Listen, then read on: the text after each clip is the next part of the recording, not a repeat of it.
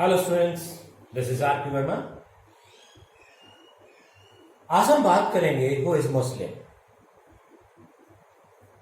मुस्लिम law का जो हमारा सब्जेक्ट है वो हमने स्टार्ट कर लिया है आज। और मुस्लिम लॉ के डिफरेंट सब आपके जो चैप्टर्स हैं उनको स्टार्ट करने से पहले first very important thing you must know who is a Muslim. लेकिन मुसलमान कौन है इसको जानने से पहले आपको दो बातें समझनी पड़ेगी। इस्लाम क्या है और मुस्लिम लॉ क्या है। तो सबसे पहले हम बात करते हैं इस्लाम की। जब भी इस्लाम वर्ड आपके जहन में आएगा, हजरत मोहम्मद पैगंबर का नाम जो है वो आपके दिमाग में आएगा। तो सबसे पहले हम थोड़ा सा मोहम्मद साहब के बारे में जानते हैं। 570 AD 570 ईस्वी में मक्का के गांव में अब्दुल्ला और अमीना के घर एक बहुत ही प्यारे से बच्चे का जन्म हुआ। बच्चे के जन्म से पहले उसके अब्बू अब्दुल्ला जो है उनका इंतकाल हो चुका था। और जब बच्चा 6 साल का ही हुआ था, उसकी अम्मी जान जो है वो भी चले गए। जब वह 4 साल का हुआ तो उसके जो दादू थे, ग्रैंडफादर, उनका भी इंतकाल हो गया। छोटी सी उम्र में बच्चे ने बहुत सारी समस्याएं देखी। चाचा ने परवरिश की। इस बच्चे में खास बात थी, ये बाकी दूसरे बच्चों से अलग था। ये बच्चा हमेशा संजीदा रहता था। ये बच्चा कुछ ना कुछ सोचता रहता था। इस बच्चे को बाकी बच्चों की तरह खेलने में इंटरेस्ट नहीं था। ये बच्चा समाज की बुराइयों को ज्यादा देखता था और हमेशा सोचता रहता था कि समाज की ये बुराइयां कैसे दूर हो। दो बातों से इस बच्चे को बड़ी प्रॉब्लम थी। एक तो खाना बदोशी और दूसरी बुत परस्ती। इस बच्चे ने ये ऑब्जर्व किया कि समाज में दो हिस्से हैं। एक वो जो जिनकी फैमिली एस्टैब्लिश्ड है और एक वो जो खाना बदोश है, आज यहां कल वहां, जो गरीबी के हालात में रह रहे हैं।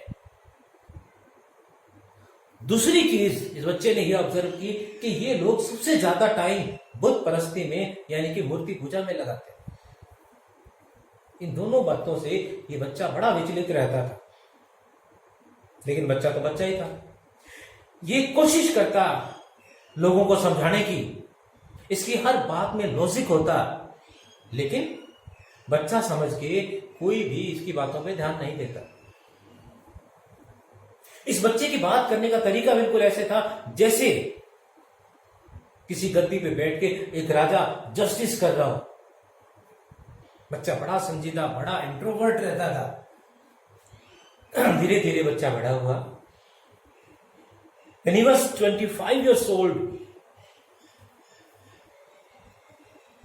he decided to search spiritualism. He wanted to know who is Almighty. वो हमेशा अपने आप को Almighty अल्लाह के नजदीक मानता था। 25 साल की उम्र में वहीं मक्का में एक गुफा थी जिसका नाम हीरा नाम की इस गुफा में ये बच्चा रहने लगा। लगभग 15 साल तक मोहम्मद इसी गुफा में रहे। और 15 साल बाद जब मोहम्मद वापस अपने समाज में आए, आज भी मोहम्मद की बातों में तर्क था, लॉजिक था, लेकिन मोहम्मद के चेहरे पे एक मैच्योरिटी थी, उसकी बातों में दम था। अब जो लोग थे जो पहले बच्चा मानते थे, अब वही लोग इस मोहम्मद की बातों को समझने लगे। और देखिए सबसे बड़ी बात क्या थी, सबसे विचित्र बात क्या थी।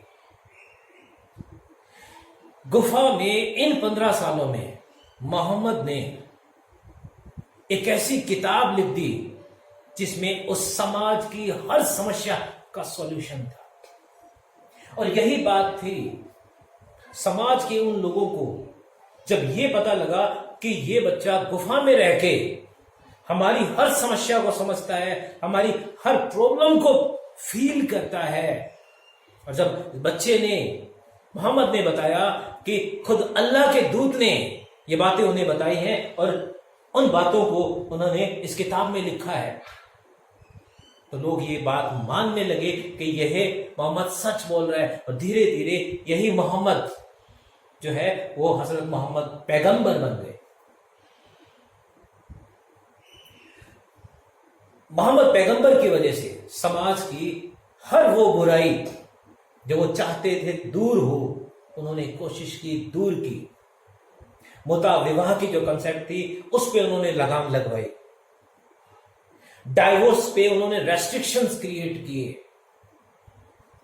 जो किताब उन्होंने लिखी उस किताब को हम और आप सभी कुरान के नाम से जानते हैं। इस कुरान में 6,666 वर्सेज हैं। अब देखिए कि कितनी सच्चाई थी मोहम्मद की बातों में, कि जो प्रॉब्लम्स थी, जो बातें समाज के अंदर होती थी, उन सभी बातों का जिक्र जो है वो कुरान में मिला।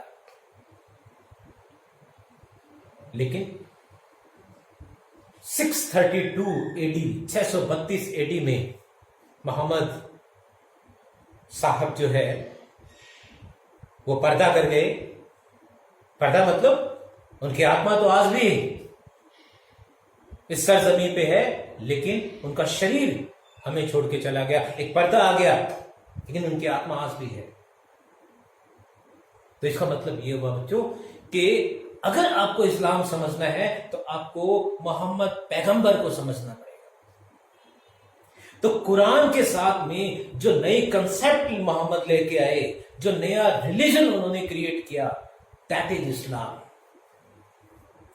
चाहे कोई सिविल मामला था, चाहे वो क्रिमिनल मामला था, अपराध की बात हो रही है, शादी की बात हो रही है, किसी सैक्रामेंट की बात हो रही है, किसी भी तरह की बात, हर बात से जुड़ी हुई, हर बात से जुड़ा हुआ सवाल, हर बात से जुड़ा हुआ सॉल्यूशन कुरान में मौजूद था। तो यहां से जो रूल एंड रेगुलेशंस क्रिएट हुए, इसी को हम बोलते हैं इस्लामिक लॉ। तो बच्चों, पहली बात जो मैंने आपको समझाई कि इस्लाम क्या है, और उस इस्लाम पर आधारित जो हमारे कायदे कानून है, उसी को हम बोलते हैं इस्लामिक लॉ।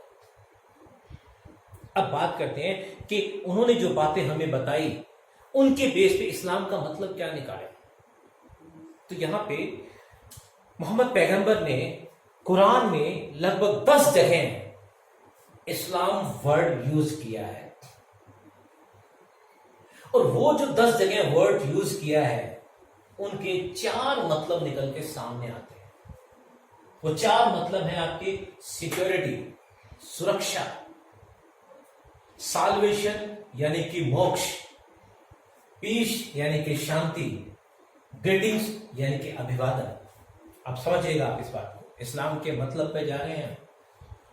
जनरली आपको किताबों में लिखा हुआ मिलेगा कि इस्लाम का मतलब होता है हॉस्टिलिटी, भाई एक अभिवादन कर रहे हैं, हम एक आतिथ्य कर रहे हैं। हमारे घर जब कोई गेस्ट आता है तो हम उसकी रिस्पेक्ट करते हैं, ये इस्लाम है। लेकिन जो 10 जगह इस्लाम शब्द यूज किया गया है कुरान में, अगर हम उनको बाय एंड लार्ज देखें तो फिर हमारे पास ये 4 मीनिंग सामने आते हैं।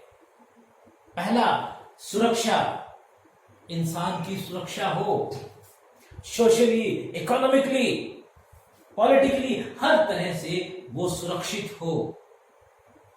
दूसरा, साल्वेशन, हम अपने जीवन में इतने अच्छे काम करें कि मरने के बाद जन्नत नसीब हो। इसी को हिंदू लॉ में हम मोक्ष या साल्वेशन बोल देते हैं। यही साल्वेशन की कंसेप्ट यहां पे भी है। तो मरने के बाद जन्नत मिलेगी कि नहीं मिलेगी, लेकिन ऑब्जेक्ट ये है कि आज हम अच्छे काम करें। ये दूसरा मतलब इस्लाम का मोहम्मद साहब ने दिया। तीसरा, पीस, सब शांति से रहो। चौथा, ग्रीटिंग्स, मिलजुल के रहो, अभिवादन करो।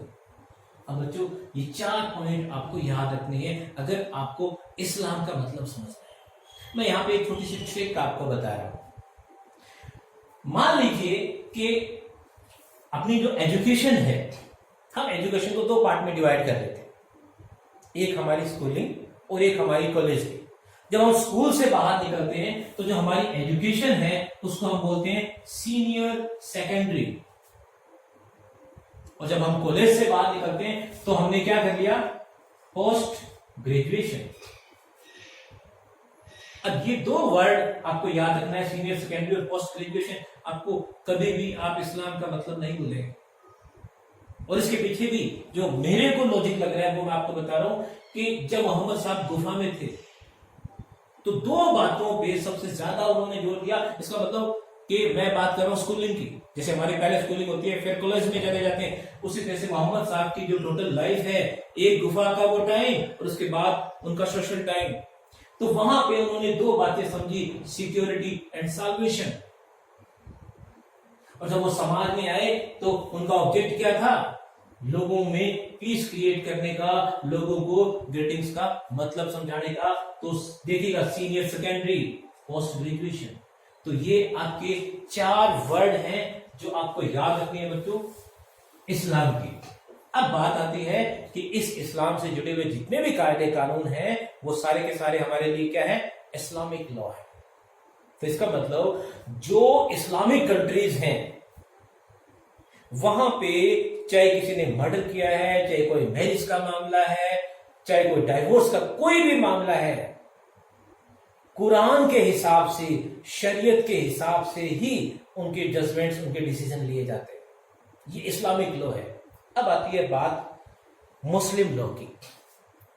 तो अब इंडिया के रेफरेंस में अगर बात करें बच्चों, तो यहां पे हम आज अगर मान लीजिए कोई मर्डर होता है तो हम इस्लाम के जो रूल एंड रेगुलेशंस हैं उनको फॉलो नहीं करते। आज अगर मान लीजिए किसी ने कोई प्रॉपर्टी खरीदनी है तो हम इस्लाम के रूल एंड रेगुलेशंस जो है वो फॉलो नहीं करते। ऐसी सिचुएशन के अंदर हमारे खुद के सेकुलर लॉज हैं, भले वो अंग्रेज बना के गए हैं या उसके बाद में हमने अपने इंडिपेंडेंट इंडिया में खुद बनाए हैं, लेकिन फिर भी कुरान के अंदर 80 वर्सेस 80 आयतें जो थी वो मैरिज, डॉवर, डाइवोर्स और इनहेरिटेंस से जुड़ी हुई थी। तो ये जो पर्सनल मैटर्स हैं मुसलमानों के, शादी, महर, डेसोल्यूशन, डाइवोर्स की जो कंसेप्ट है आपकी, और दाय, इनहेरिटेंस जो अपन ने हिंदू लॉ में सक्सेशन पढ़ा था, ये जो इनके पर्सनल मैटर्स हैं, यहां पे हमने अपना कोई सेकुलर लॉ इन पे थोपने की बजाय हमने इनके जो ऑलरेडी कुरान के जो रूल्स एंड रेगुलेशंस हैं, हमने यही इजाजत दी है कि यही इनका पर्सनल लॉ है। तो इसका मतलब इस्लाम का वो पार्ट जो as a personal law India में मुस्लिम्स के लिए है, that is called Muslim law. तो समझिएगा, when we talk about Islamic law, इसका मतलब जो वर्ल्ड के अंदर हर जर्रे में, हर कण कण में जहां पे मोहम्मदन्स हैं और कोई नहीं, वो आपका इस्लामिक लॉ है। लेकिन यहां पे इंडिया में या इंडिया जैसे दूसरे जो सेकुलर कंट्रीज है वहां पे अगर पर्सनल लॉ की फॉर्म के अंदर इस्लाम का एक पार्ट यूज हो रहा है, देन इट इज कॉल्ड मुस्लिम। तो ये कभी कंफ्यूज मत होइएगा कि आप कहीं कह दो कि साहब जो इस्लामिक लॉ है वही मुस्लिम लॉ, नहीं।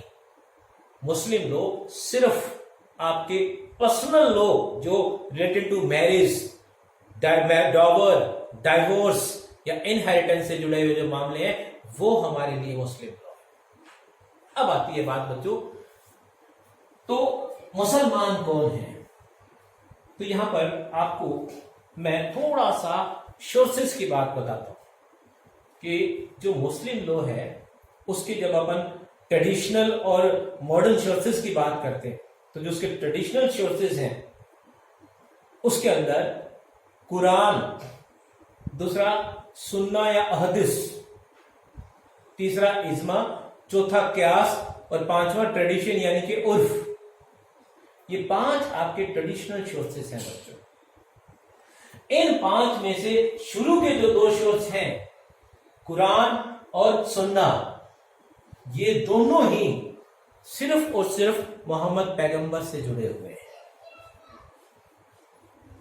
इसका मतलब ये हुआ कि एक्चुअल में जब हम बात करते हैं इस्लाम की, तो मैंने आपको ये बताया था कि इस्लाम को अगर समझना है तो मोहम्मद साहब को समझना पड़ेगा।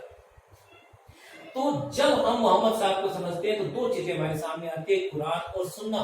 तो जो बातें होली कुरान में लिखी हुई हैं वो तो उस इस्लाम है ही है, उसके अलावा तीन बातें और ध्यान रखनी है। मोहम्मद साहब ने क्या कहा, ये हो सकता है जो कोई बात कुरान में नहीं लिखी है और मोहम्मद साहब ने कही है, या मोहम्मद साहब ने क्या किया। ये हो सकता है कि कोई बात कुरान में नहीं लिखी हुई और मोहम्मद साहब ने कही भी नहीं, लेकिन मोहम्मद साहब जो है जैसा कर रहे हैं हम उनको देख रहे हैं ना, और जैसा मोहम्मद साहब ने दूसरों को करने दिया, इंप्लाइड कंसेंट। तो ये जो तीन बातें टोटल चार होगी, जो कुरान में लिखा हुआ है, जो मोहम्मद साहब ने कहा है, जो मोहम्मद साहब ने किया है, या जो मोहम्मद साहब ने दूसरों को करने दिया है और खुद साइलेंट कंसेंट क्रिएट की है। इसका मतलब अगर उनको पसंद आया तभी तो वो चुप थे। तो ऐसी सिचुएशन में वो सारी की सारी बातें आपके इस्लामिक पार्ट हैं। तो एक कुरान हो गया और वो दूसरा किया, कहा और करने दिया, उसको हम बोलते हैं सुन्ना या हदीस। तो बच्चों अगर हम कुरान और सुन्ना की बात करें तो हमारे सामने पांच बातें निकल के आती हैं। तो ये पांच बातें क्या है? On the basis of Quran and सुन्ना यानी कि इस्लाम। तो इनमें जो पांच बातें आपको बताई हैं उनमें जैसे पहला है आपका तौहीद में विश्वास। तो यहां पे तौहीद का मतलब देखिए क्या है। तौहीद का मतलब है कि जब कोई मुसलमान यह मानता है कि अल्लाह जो है वही उसका ईश्वर है, ऑलमाइटी है, और मोहम्मद साहब जो है वो उस अल्लाह के दूत हैं, यानी कि वो जब वो इस कलमा में विश्वास रखता है ला इल्लल्लाह मोहम्मद रसूल अल्लाह, जब वो इस कलमे में विश्वास रखता है तो वो मुसलमान है। इसी तरह से दूसरा बताया नमाज।